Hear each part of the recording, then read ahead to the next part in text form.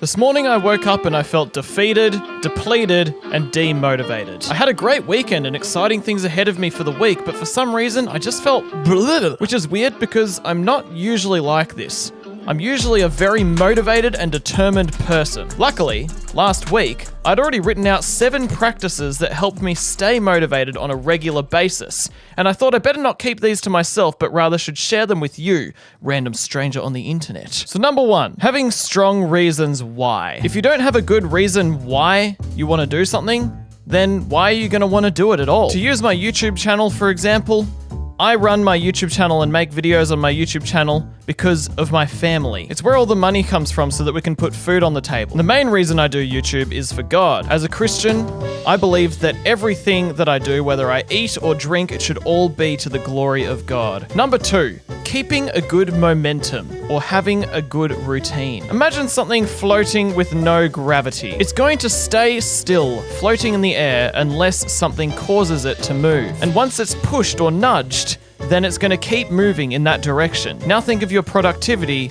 and your projects, your YouTube channel, your schoolwork, your work, whatever it is, as the same thing. The hardest thing is to get the momentum to start. But once you get it moving, it's a lot easier to keep up with it. And having a strong routine makes it feel normal to work hard. I start working at 7:30 every day and I finish at 4 o'clock. And it just helps my brain to keep the pattern going and helps me to keep the momentum. If I don't have a schedule and a routine, then there would be times where I'd neglect my family because I'd be working too much. If I'm not working enough, then there goes the food on the table for my family. And then having scheduled breaks like a morning tea break and a lunch break just helps my brain to get that little bit of a breather to keep going through each day. If you're trying to set up like a side hustle or like a YouTube channel while you're working full time, obviously it's not really realistic to try and work 8-hour days with set breaks in the middle of it, but you still got to figure out some sort of system where you're like, say, working 40 minutes and then take a 10-minute break and then work another 40 minutes and take another 10-minute break. Figure something out that works for you. Number 3, having a positive and optimistic attitude. A positive attitude means thinking about all the good things you get out of doing something,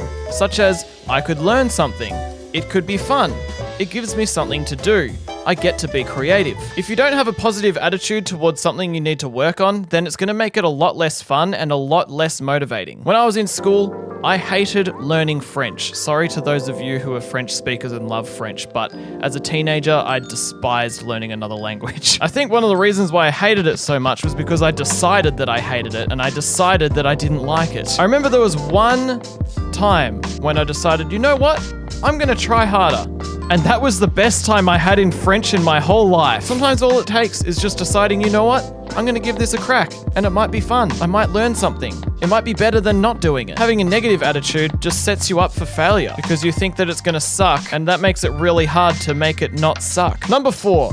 Making whatever I'm trying to do fun or rewarding. If you find a way to make your work or study or any kind of project fun, it'll naturally lead to you enjoying yourself and therefore more motivated to do it. Number 5. Praying about it. Every day, I pray and ask God to help me work hard and work well. And I believe God answers those prayers every time I pray them. And sometimes, if I'm just feeling down, like I start my day like I did today, I'll remember, hey, I should pray about it. And I'll just talk to God about what's on my mind and just confess, God, I feel kind of crap today. And I'll talk to him about all my feelings. And then I'll walk home because I like to pray while I'm on my walks, and I'll feel much better. Number 6, accountability. As soon as I got friends involved with my YouTube channel, that was when my channel started to do a lot better. Having friends or an audience or both helps me know that I'm not alone in this and there are other people looking out for me. It's important to have friends that check in on you and ask how you're going with your channel or with your project, whatever it is. And it's important to surround yourself with people who support your projects and make you feel good about making them rather than shaming you for it or making you feel like you're wasting your time. If you're around people who are negative about your YouTube channel,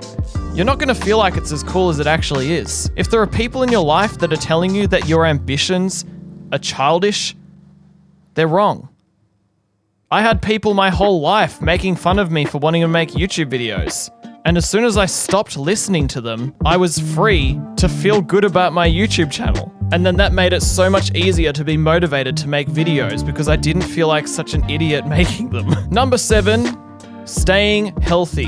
Stay hydrated. Eat and sleep well. Exercise. Read books. And I'm serious. Books, like, seriously, reading books is so much better than scrolling on your phone. I feel so good when I'm reading books. Invest in friendships. Don't just, like, isolate yourself in a cave and never see people. Investing in friendships is important, whether you're extroverted or introverted. Friends will refresh you. Pray and read the Bible for your spiritual health, and have regular, unstimulated time in your life. For me, that's going for a walk most mornings. No music, no podcasts, just silence and nature. This will help your brain to just settle down. And that, for me, is when I come up with my best ideas, when I'm on my walks. Oh, and bonus number 8 that I only just thought of is not worrying about the results, but enjoying the process. With YouTube, for example, when I stopped looking at my channel analytics and just appreciating the fact that I finished a video and that people are enjoying it, that took away lots of the demotivation that I was facing. I feel really demotivated when I make a video and it doesn't perform as well as I want it to. Whereas if I don't look at the performance, I don't even know and I don't even care. So I just enjoy the process of making the video